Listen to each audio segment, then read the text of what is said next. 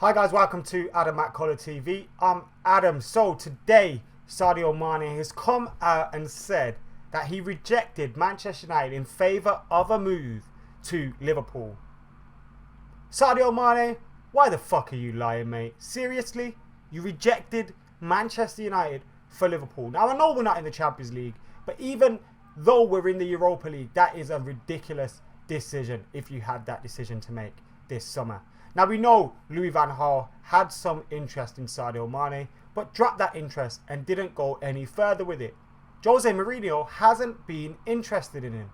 So how can Sadio Mane be coming out talking this crap? We hear it all the time, don't we? Manchester United are rumoured to be after a player by the press, and then when they don't join Manchester United, all of a sudden they rejected us.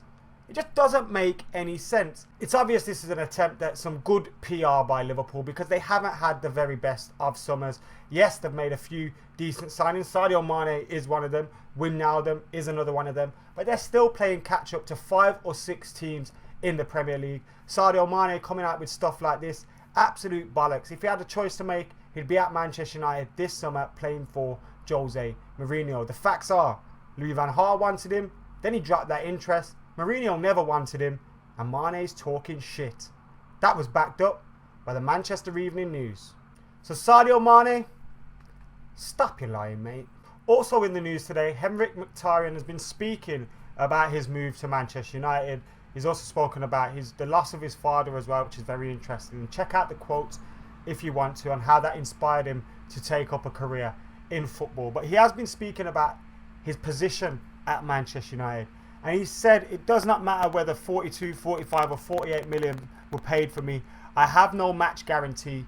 I will give my best in training to gain a regular place, but I do not think I'm going to play every game. This depends on tactics and opposition. So that's what Mkhitaryan had to say. Now, what do you guys think about that? Now, obviously, I think that's a humble thing for a player to come out with. You want them to be coming out with that. You don't want a player arriving at a club thinking, I'm starting every single game. Because that's not the attitude and the mind frame you want them in. You want them to work hard for their shirt, work hard for their place. And also you want a squad that has a number of players that can play in each position. You want competition for places.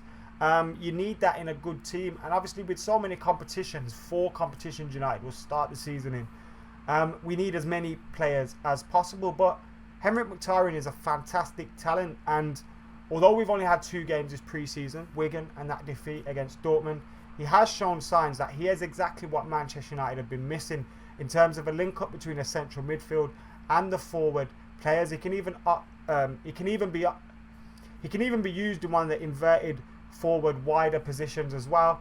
But in that number 10 position, I think he could be our best option.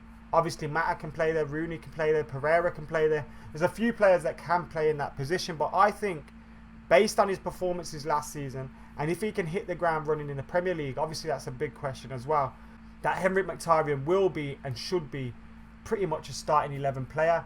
But obviously it's nice to hear him come out and say these things. But what do you guys think about that? Will Henrik start more games on the bench than he does on the pitch, or vice versa? Get your comments in below.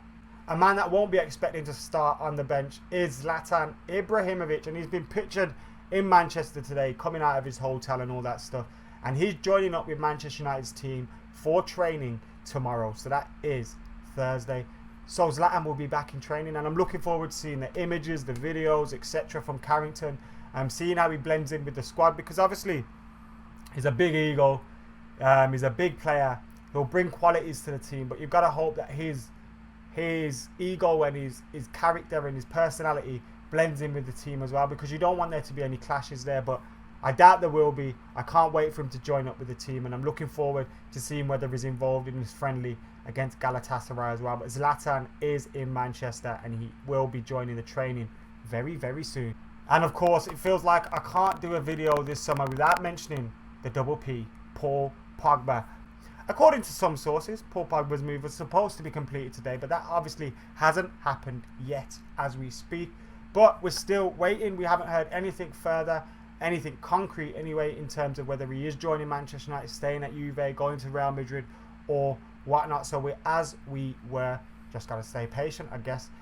My feeling ultimately though is that if the move isn't completed by the end of this week, that Jose Mourinho will move on to other targets. I can't see him fannying around, pandering after Paul Pogba all summer. But of course, Jose Mourinho could already know that he's got his man, or he hasn't got his man. Who knows? But we just got to wait for that decision to come out. Gotta keep patient. Anyway, guys, thank you for joining me today. Make sure you hit that subscribe button. We're getting ever so closer to that 25k mark. Well, we're just edging towards 23, but 25k is the target. So guys, make sure you hit that subscribe button, like, comment and share, and I'll see you later.